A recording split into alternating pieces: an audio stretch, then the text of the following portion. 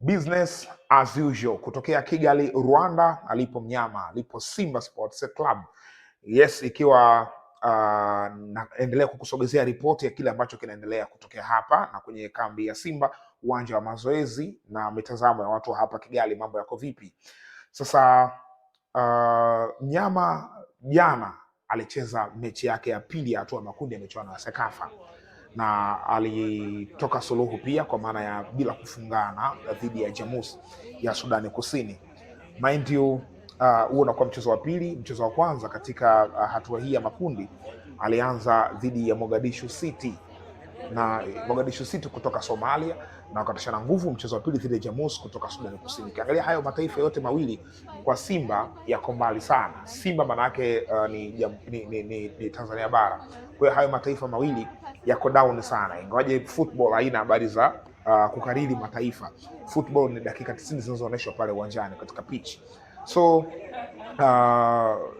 hapa Rwanda, mechi ya kwanza Mogadishu City dhidi ya Simba, nilitoa update zake hapa kwamba watu wamekuwa shocked, yani watu hawakuamini kama Simba angeshindwa kupata angalau bao dhidi ya Mogadishu City ya Somalia. Walishindwa kupata bao, lakini ni mechi ambayo walicheza vizuri kabisa. Ilikuwa tu ni kwenye scoring pale ndio tofauti uliotenganisha, lakini mbali na hapo performance wise ilikuwa better.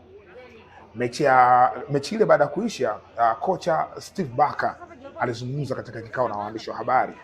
Alisema alitaka kuangalia wachezaji wapya, kuwapa game time ya kucheza, kufahamu pia baadhi ya wachezaji the like of wakina Motusi Kupa ambaye yupo kikosini kwa majaribio. Lengo lilikuwa ni hilo, haikuwa result oriented, yani kuto kupata matokeo ya ushindi hakukumuumiza sana. Lakini mchezo wa pili wamekwenda kucheza na Jamus, wametoa suluhu tena kama ilivyokuwa dhidi ya Mogadishu. Hii sasa kwenye press na waandishi wa habari alichukizwa sana Steve Barker. Alionyesha kuchukizwa sana kwa sababu alisema kwamba mechi ya kwanza fine, mechi ya pili ilikuwa ni mechi ya must win, walikuwa wanataka kushinda, mnyama alikuwa anataka kushinda, lakini mambo yakawa yamekwenda tofauti. So alisema ataenda kufanyia kazi katika uwanja wa mazoezi. Lakini sasa tukija kuangalia, maana yake mnyama kacheza dakika 90 bila even scoring a goal, kufunga goli nadhani hata offside bado hajapata. Kufunga angalau goli kwa mnyama imekuwa changamoto katika mechi mbili dhidi ya opponents wa namna hii kutoka katika mataifa haya Horn of Africa, mataifa ambayo mpira uko down. Kwa hiyo ni matokeo ambayo kwa Simba hayafanani nayo, ila kwenye football tukiheshimu mpira wa miguu it's okay, lazima umheshimu pia na opponent mpinzani kwa kile ambacho amekionyesha. Wanyarwanda, yale matokeo ni kama wali disappoint, yamedisappoint big time kwa Wanyarwanda ambao walikuwa wamejitokeza uwanjani, hususan mashabiki wa Simba walikuwa tu wanalalamika kwa kile ambacho wamekiona kwamba timu yao wameona haikucheza vizuri, lakini pia imeshindwa kupata ushindi katika mchezo ambao walikuwa wanafikiria kwamba ndio mchezo ambao wanakwenda kupata ushindi, kwa sababu hii michuano group stages timu ni 4 na ni moja tu inakwenda hatua inayofuata. So far ni Vipers ndio ambao wamekata ticket kwenda hatua inayofuata.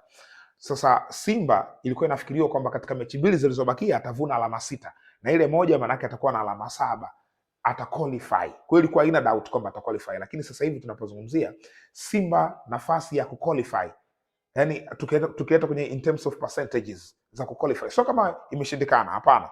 Simba bado nafasi ipo, lakini ni hesabu za tuki waki, yani ni hesabu ngumu kweli kweli ili Simba kuqualify kwenda hatua inayofuata. Kwa hiyo hata kama ikitokea mtu ana roho nyepesi akaamua tu kusema kwamba Simba basi imeshatoka kwenye michuano ya Sekafa, pia hoja yake inawezekana ikawa na uzito, lakini in reality kwa maana ya fact bado Simba nafasi ipo. Nafasi ya Simba iko vipi? Na wanaosema ametoka Simba wanamaanisha nini? Simba ili afuzu kwenda hatua inayofuata kwa maana ya nusu fainali, makundi matatu, timu 4 zinatakiwa, kwa maana ya Simba ana nafasi ya kwenda kama kinara wa kundi lake, ana nafasi ya kwenda kama best loser. Sasa kwenda kama kinara wa kundi lake inabidi iwe vipi? Katika kundi lake, mchezo wa mwisho wa hatua ya makundi, Simba anacheza na Singida Black Stars.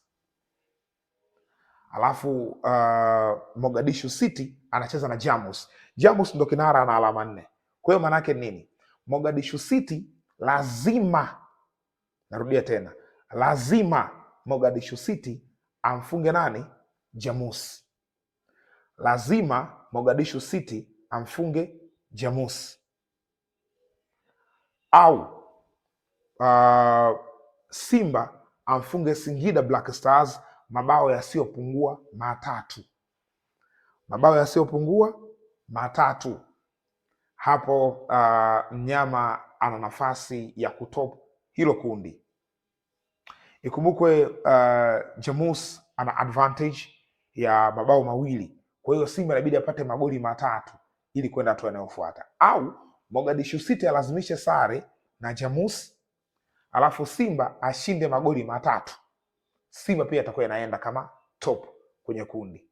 Kwa hiyo unaona ni mambo magumu. Yaani Simba kushinda of course inawezekana, kushinda magoli 3 inawezekana, lakini ni ngumu. Ni ngumu. Of course kushinda inawezekana, ila kushinda magoli 3 ni ngumu. Inawezekana ila ni ngumu. Kwa hiyo unaona hesabu hapo zimekaa vibaya. Lakini akishindwa kuongoza kundi, let's say aende kama best loser, maana yake Simba akishinda mechi inayokuja atakuwa na alama 5. Alama 5 maana yake 2 ni zile sare za kwanza na 3 ni alama 3 ambazo amezipata kwenye ushindi, maana yake atakuwa na alama 5. Tuangalie makundi mengine. Kundi jingine tukianza na kundi A. Kundi A lina Vipers, lina Gor Mahia, lina Real Republican, lina APR. Tayari tunapozungumza Vipers amesha qualify hatua inayofuata, maana yake ameshaenda, ana alama 6. Timu nyingine yenye nafasi kubwa ya kwenda hatua inayofuata ni APR. APR mechi ya mwisho wanacheza na Vipers. Ikitokea APR kamfunga Vipers, maanake APR atakuwa amefikia alama za Vipers, naye atakuwa na alama 6. Alafu Gor Mahia mechi ya mwisho anacheza na Garde Republican, timu ya Djibouti. Ikitokea Gor Mahia amemfunga Garde Republican, maanake naye Gor Mahia atakuwa na alama 6. Kwa hiyo kundi moja litakuwa na alama 6 timu 3, maanake automatic hapo kuna best loser na kuna timu ambayo inaondoka kama top wa kundi. Tukija katika kundi namba 2, kwa hiyo kundi namba 1 tayari ni threat kwa Simba. Yaani APR asishinde, Gor Mahia asishinde, sio rahisi. Tukija katika kundi B, kundi B lina Al Hilali, ana alama 3 tayari. Lina Rayon Sport, ana alama 3 tayari. Hao wote watakutana wenyewe kwa wenyewe, of course bado hawajakutana Hilali na Rayon Sport, lakini wote wana nafasi ya kupata alama 6. Kuna Tusker ana nafasi ya kupata alama 6. Ni KVZ peke yake ndiye ambaye of course na hata KVZ inacheza leo, lakini kama anashinda na yeye pia anafufua matumaini. Kwa hiyo ukiangalia nafasi ya Simba as a best loser ni ndogo kweli kweli. Yaani nafasi ya Simba kumaliza mwendo ni asilimia kama 97 98. Asilimia 2 tu zinabakia. Sasa kama kuna asilimia 2 maana opportunity ipo, lakini ni asilimia 2. Yaani just imagine asilimia 2 ni asilimia ndogo sana kwa Simba kwenda hatua inayofuata. Wale ambao wamekuja uwanjani kumwangalia mnyama wakiamini kwamba ni siku ambayo inakwenda kubadilisha upepo, mambo hayakwenda vizuri, maana yake imedisappoint kitu. Nimeona nyumbani Tanzania watu wengi wajaridhishwa na kiwango cha Simba kwa mujibu wa comments zao, lakini wajaridhishwa pia na kujitoa kwa wachezaji. So wengine wanapeleka malalamiko kwenye technical side. So kila mmoja anajaribu kuongea lake kuhusu Simba kwa kile ambacho wamekifanya katika mchezo wa pili hapa Kigali katika uwanja wa Pele.